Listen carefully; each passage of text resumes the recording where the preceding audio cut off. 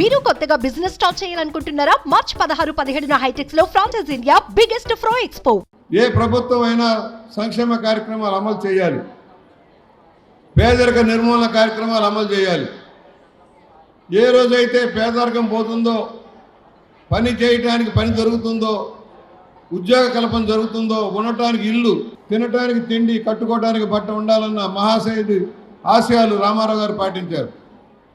అందుకని ఆ రోజున కిలో ₹2 బియ్యం పథకం పెట్టారు. నేనే మంత్రిగా కూడా పనిచేశాను ఆ శాఖకి. అలాగే పక్కా గృహాల నిర్మాణం ఈ దేశంలో మొదలుపెట్టింది రామారావు గారు. అలాగే దళితుల కోసం, బీసీల కోసం రెసిడెన్షియల్ స్కూల్స్ పెట్టి ఉన్నత విద్యను అందించిన వారు రామారావు గారు. ఈరోజు ఈ ప్రభుత్వాలు వచ్చిన తర్వాత ఎక్కడ సంక్షేమం కొనబడుతుందో చూడాల్సిన అవసరం ఉంది.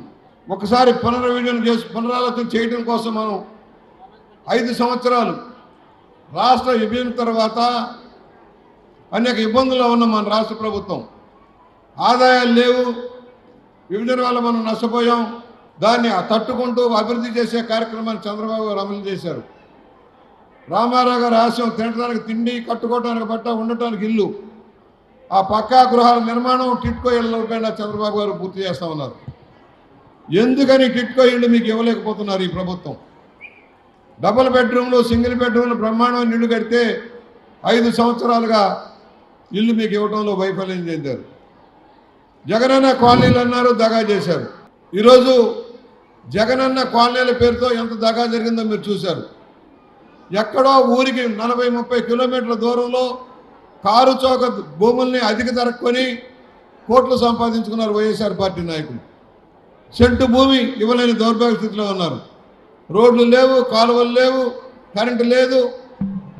కేంద్రం ఇచ్చే డబ్బు తప్పితే నువ్వు రూపాయి ఇవ్వకుండా ఈ పట్టా ఇచ్చాను, తాంబూలాలు ఇచ్చాను, తన్నుకు చావండి సంధాన వ్యవహరించారు. రాములవారు పట్టు వస్త్రాలు సమర్పించేటప్పుడు కూడా భార్యా సమేతులు ఎప్పుడు వెళ్ళలే. హిందువులందరికీ ఒక విశ్వాసం ఉంది, భార్యాభర్తలు ఇద్దరు కలిసి వెళ్తే పట్టు వస్త్రాలు కానీ పుణ్య కార్యక్రమానికి వెళ్తాడు. ఒక్కడే మగాడు వెళ్ళాడంటే అది పిండ ప్రదానానికి తప్ప దేనికి వెళ్ళినటువంటి సందర్భం లేదనే విషయం మనందరం కూడా అర్థం చేసుకోవాలి. అంటే హిందువులు మోసం చేశాడు, క్రైస్తవులు మోసం చేశాడు, ముస్లింలు మోసం చేశాడు. ఈ రాష్ట్రంలో అధికారంలోకి వచ్చిన తర్వాత మాది కార్పొరేషన్, మాల కార్పొరేషన్, రెల్లి కార్పొరేషన్ అని 3 కార్పొరేషన్లు ఏర్పాటు చేస్తే నాలాంటి వాళ్ళం కూడా సంతోషపడ్డాం. మాదిగల బతుకులు మారిపోతాయి, మాలల బతుకులు అద్భుతంగా ఉంటాయి, రెల్లిని కూడా మనం మనతో పాటు అభివృద్ధిలో చేసుకోవచ్చని అనుకున్నాం. కానీ ఆ 3 కార్పొరేషన్లు 3 కుర్చీలు తప్ప 3వ మనిషిని కూడా వాళ్ళకి ఇవ్వకుండా, ఒక అటెండర్ లేడు, ₹1 డబ్బు లేదు, ఒక గది లేదు. మీరెవరైనా సరే ఇక్కడ ఉన్న వాళ్ళు మాదిగ కార్పొరేషన్ వెళ్ళిన వాళ్ళు ఉంటే చేతులు ఎత్తండి. మాదిగ కార్పొరేషన్ ఆఫీస్కి వెళ్ళిన వాళ్ళు ఎవరైనా ఉండుంటే చేతులు ఎత్తండి. అంటే ఎవరు వెళ్ళలేదు. మాల కార్పొరేషన్కి వెళ్ళిన వాళ్ళు ఎవరైనా ఉన్నారా? మాల కార్పొరేషన్ చైర్మన్ ఎవరో తెలుసా? రెల్లి కార్పొరేషన్ చైర్మన్ ఎవరో తెలుసా? అంటే ఈ రాష్ట్రంలో జగన్మోహన్ రెడ్డి దళితులను ఏ విధంగా మోసం చేస్తున్నాడనేది మనం అర్థం చేసుకోవాలి. జగన్మోహన్ రెడ్డి 2019లో గెలిచాడు. జగన్మోహన్ రెడ్డితో పాటు 150 మంది ఎమ్మెల్యేలు గెలిచారు. ఆ గెలిచిన ఏ ఎమ్మెల్యే కూడా ఇప్పుడు రెండోసారి పోటీలో మహా అయితే 150 మందిలో 10 మంది ఉన్నారు. మిగతా వాళ్ళందరూ అక్కడోడు ఎక్కడికి, ఇక్కడోడు అక్కడికి, కొంతమంది గోష్ఠికి. కానీ గుర్తుపెట్టుకోండి, 10వ ఎమ్మెల్యేగా పోటీ చేస్తున్న పులి రాజమండ్రి రూరల్లో మాత్రమే ఉంది.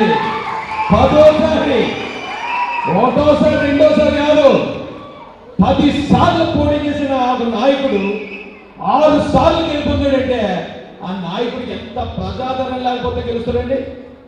అది మాత్రమే కాదు, ఆ నాయకుడు ఎంత మంచివాడు కాకపోతే మొన్న 2019లో మన పార్టీ 23 సీట్లు గెలిచింది.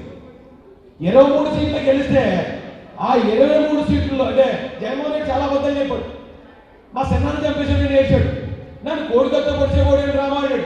100 రకాల ఏడుపులు ఏడితే అన్ని రకాల ఏడుపులు ఏడిచిన రాజమండ్రి రూరల్లో పులి బుచ్చి చౌదరికి అన్నాడు. జగన్ రెడ్డికి నేను చెప్పడం కాదు, 2019 అతను టైం నడుపుతున్నప్పుడే చుక్కలు చూపించిన పులి చౌదరి గారు చెప్తున్నాడు.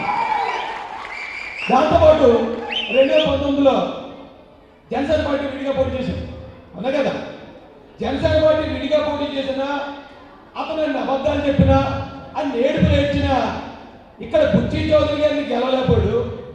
ఇప్పుడు 20 రోజుల్లో జనసైన్యం కూడా మొత్తం ఉంది. ఇక్కడ అసలు మనకి తిరిగి ఉందా అని అడుగుతున్నాను నేను. మన కళ్ళతో చూసింది చెవులతో విన్నది కూడా నమ్మొద్దు. సైకిల్ గుర్తులు ఉంటే నమ్మండి, గ్లాసు గుర్తులు ఉంటే నమ్మండి. 100 రకాలు నన్ను రకరకాలుగా వేసేస్తా ప్రతిరోజు. నీ గుండె అంబేద్కర్ ఇచ్చిన గుండె దేనిలో పెట్టుకుంటుంది, ఎన్ని కేసులలో పెట్టుకుంటుంది, 22 రోజులు జైలు పెట్టుకుంది, రౌడీ షీట్ పెట్టుకుంది, 2 సార్లు హత్య ప్రయత్నం. ఇదే రాజమండ్రిలో మన గవర్నమెంట్ వచ్చిన తర్వాత ఇదే రాజమండ్రిలో ర్యాలీ చేస్తాను. ఎక్కడైతే దాడి జరిగిందో, ఎక్కడైతే నన్ను కొట్టారో అక్కడే నా దళిత జాతితో బుచ్చే ఎమ్మెల్యే ఆధ్వర్యంలోనే అతిపెద్ద ర్యాలీ తీసి ప్రతి ఒక్కరికి మనం సవాలు ఇవ్వాలి. మన జోలికి ఎవరైనా రావాలంటే భయపడేలాగా తెలుగుదేశం పార్టీ అండతో ఈ రాష్ట్రంలో మనం నిలబడాలి. ఈ రాష్ట్రంలో మనం నిలబెట్టేది చంద్రబాబు నాయుడు గారు ఒక్కరే. ఈ రాష్ట్రంలో మన కోసం నిలబడేది పవన్ కళ్యాణ్ గారు ఒక్కరే. వారిద్దరిని కాపాడుకోవడం ద్వారానే ఈ రాష్ట్రాన్ని కాదు మన జాతిని తర్వాత తరాలు కూడా కాపాడుకునే అవకాశం ఉంది.